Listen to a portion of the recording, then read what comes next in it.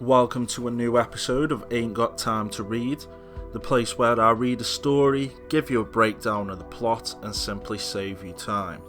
Now, before we continue, here is your spoiler alert. If you have not read the story I'm about to discuss and you do plan to read it, then you may want to avoid this video or watch it at a later date. So that being said, let's dig into the plot of today's story. The story starts with the X-Men and the New Mutants falling out over the use of the Danger Room and the other facilities, as the New Mutants have been living and training there, and since the X-Men have returned, it has caused problems with everybody's routines. The X-Men and the New Mutants are attacked by the Genosian magistrates.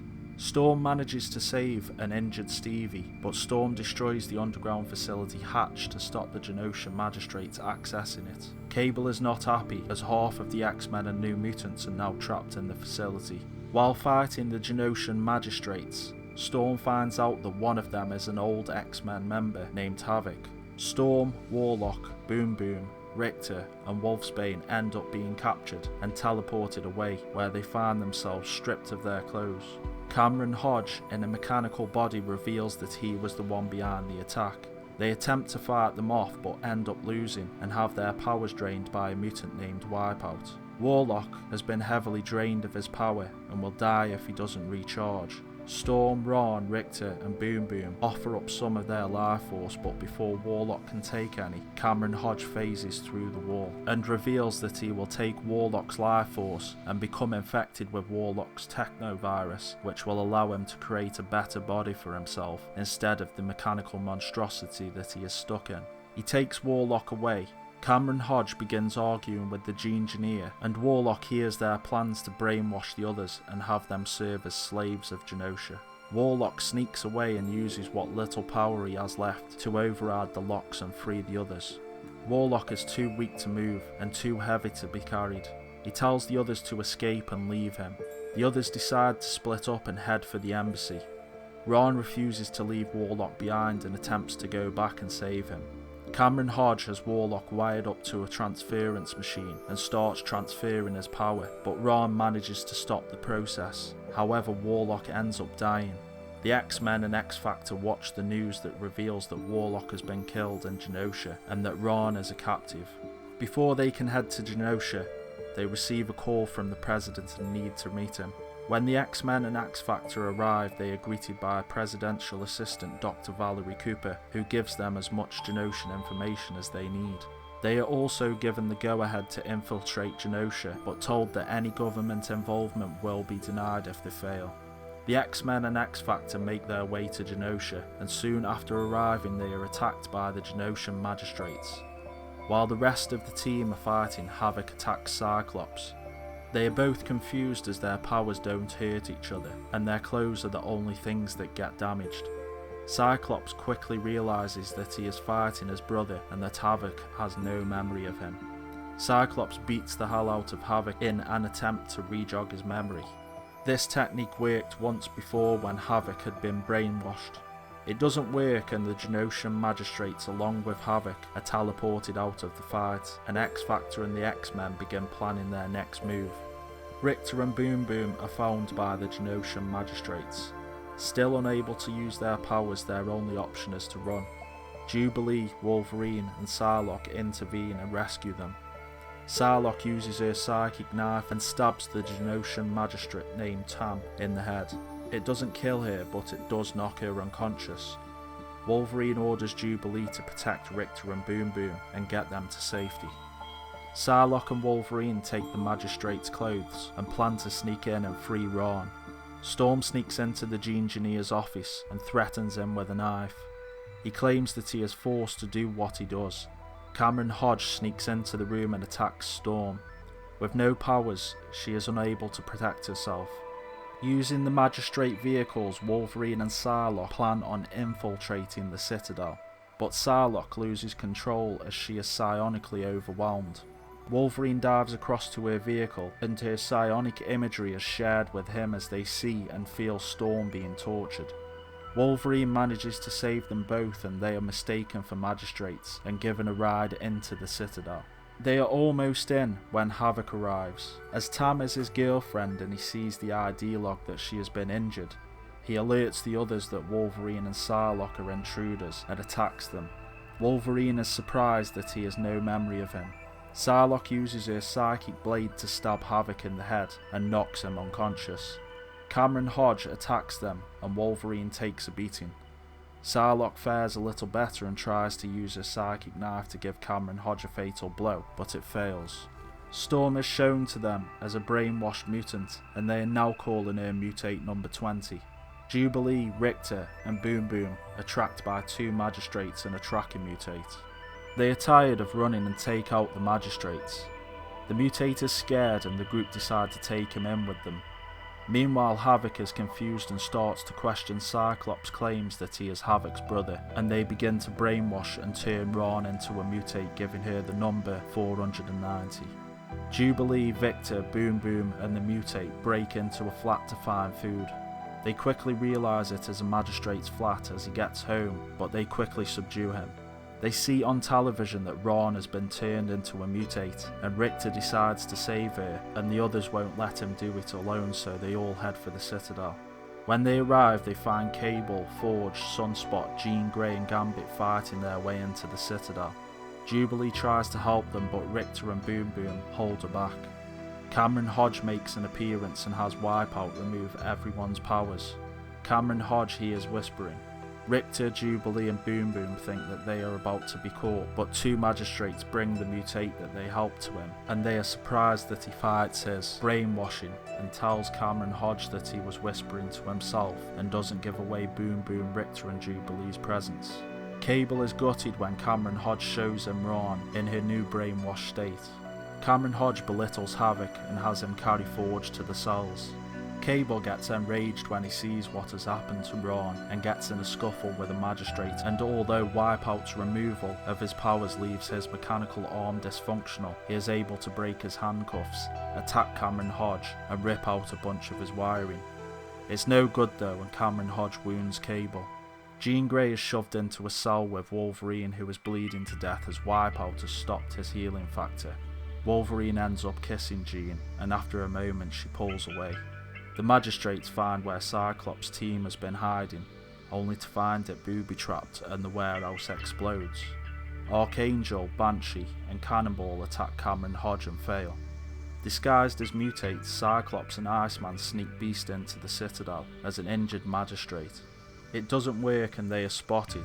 Cyclops ends up confronting Havoc again and reminds Havoc about the day their parents died, and it works and Havoc begins to remember who he is. However, Cameron Hodge makes an appearance, so Havoc shoots Cyclops in order to prevent Cameron Hodge from knowing that his memory is returning. The captured X-Men and X-Factor members are put on trial in front of a Genosian judge. When Wolverine sees what they have done to Storm, he attacks the magistrates even though he is handcuffed and puts up a good fight. The judge orders Storm, now called Mutate 20, to stop Wolverine, and using her powers she injures Wolverine. They are handed over to Cameron Hodge for him to do as he pleases with them. Their only escape from his clutches is to agree to become a mutate. Both Cable and Gambit attempt to break free and take out some of the magistrates. Cable gets hold of a gun, but before he can shoot Cameron Hodge, Hodge uses Psylocke as a shield, forcing Cable to lower his weapon. For their outburst, Cameron Hodge wounds Gambit by firing a rod into his leg, and when Cameron Hodge threatens to tear out Cable's mechanical arm and eye, Psylocke stops him and agrees to be a mutate. Cameron Hodge is not happy with Havoc when he has Psylocke taken away from him. For his own amusement, Cameron Hodge forces Archangel and Wolverine to fight each other, as Cameron Hodge takes control of Archangel's wings and forces him to attack Wolverine. Meanwhile, Jubilee, Boom Boom and Richter, who are still on the run, spot the Engineer with a mutate. He is clearly up to something suspicious, so they follow him. Psylocke attacks the magistrates and is able to escape through some air ducts. Cameron Hodge, with the aid of Ron, head to the Engineer's office, and he integrates with his computer to find that he is plotting against him. Using the rod that was fired into Gambit's leg, Gambit is able to pick the locks on his handcuff and then freeze everybody else. In the Engineer's office, Havoc finds Wipeout has been murdered. Ron enters the room and calls for the magistrates and claims that she saw Havoc kill Wipeout. Cameron Hodge attacks Magistrate Anderson, who is with Storm. Psylocke appears and helps them to fight off Hodge. Psylocke chooses not to leave Anderson behind when she claims that she knows how their powers can be returned. Sometime later, as the X-Men and X-Factor are about to leave, Storm enters and grabs Cyclops. At first it appears like she is attacking them, but she is actually returning Cyclops' powers to him, and she reveals that she is Storm once again and no longer brainwashed. Cameron Hodge attacks them, but with his powers back, Cyclops fires an optic blast at him and sends him through the wall. While Cyclops tries to keep Cameron Hodge at bay, Storm touches Jean and gives her powers back. Storm doesn't have time to give the others their powers back as they run the risk of losing Cyclops, so Cyclops, Storm and Jean attack Cameron Hodge, but he proves to be too powerful. A tracker bomb that Forge created and released before capture finds its target, and the explosion causes Hodge to fall through the ground. The explosion causes the G-Engineer to be knocked unconscious in Cameron Hodge's lab.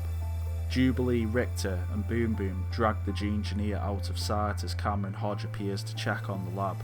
He throws a canister in anger before leaving. Boom Boom is upset to find that the canister is the remains of Warlock. Anderson tells the X-Men that the G-Engineer is responsible for Storm being able to restore everybody's powers, and she is basically a secret weapon against Hodge. While the X-Men and X-Factor readjust to getting their powers back and plan their attack, Havoc wakes up among the rubble. His memory is fully intact now. When the G-Engineer wakes up, Richter, Boom Boom and Jubilee find Wipeout's corpse. Ron attacks Richter, but the G-Engineer commands her to stop. Jubilee threatens the G-Engineer, but Cable, Storm, Sunspot and Cannibal stop her. Storm returns their powers. However, Ron can only think for herself when she is in werewolf form, but she is stronger and more powerful than before. Cameron Hodge attacks Iceman, Psylocke, Beast, Gambit, Forge and Banshee. Psylocke is able to send a psychic message to Cyclops to tell them they have found Hodge. They all work together as a team, but Cameron Hodge proves to be far too difficult to defeat. Meanwhile, the New Mutants start destroying Hodge's lab and power units. As Cameron Hodge's power units begin to fail, he leaves his current fight and goes after the New Mutants. He injures Jubilee and Sunspot, but Boom Boom creates the biggest explosion she has ever created and blows off one of Cameron Hodge's legs. When Cannonball is grabbed by Hodge, Cable, Richter and Storm hit him hard and manage to free Cannonball. The G-Engineer uses an energy weapon on Hodge that injures him. Cameron Hodge grabs the G-Engineer, breaks his neck and escapes. The injured stay behind and the others go in search of Hodge. Richter and Ron are the ones that find him. Ron won't listen to reason and attacks Hodge. Richter helps her while Storm blows herself and Cable up through an airshaft to reach Richter and Ron. Cameron Hodge is aware that they are in the airshaft and stabs Cable with his tail. Storm fights off Hodge as best as she can, but gets cornered in a shaft. Archangel manages to save her, but he is injured as Hodge spews adhesive all over him. Meanwhile, Beast is tasked with getting the injured out of the building and gets help from the mutates. Havoc arrives and starts fighting Hodge. Jean, Cyclops and Wolverine arrive and assist Havoc. Jean is hurt and Wolverine is fatally stabbed in his back. Beast finds the New Mutants and they help him with the injured. They come across Anderson and the magistrates, who have the president of Genosha as their prisoner, and Anderson explains that she will be punished for what they have done. Only Havoc and Cyclops remain uninjured and able to fight. Their combined powers blow the roof of the building to smithereens, but it still isn't powerful enough to defeat Hodge. They continue to blast him until all that remains is Hodge's head, but Havoc is pulled off the ledge. Cyclops tries to save him, but they both fall and is saved by Jean and her telekinesis. Hodge is still alive, so Ron attempts to rip him apart, but it doesn't work, so she throws him into the building and Richter uses his power to bring it down on top of him. Ron and Havoc decide that they are going to stay in Genosha and help the mutates. When they get home, the X-Men, X-Factor and New Mutants hold a funeral for Warlock and scatter his ashes on Doug's grave. Thank you for watching, and if you liked the video, please like and subscribe, and I will see you with the next video.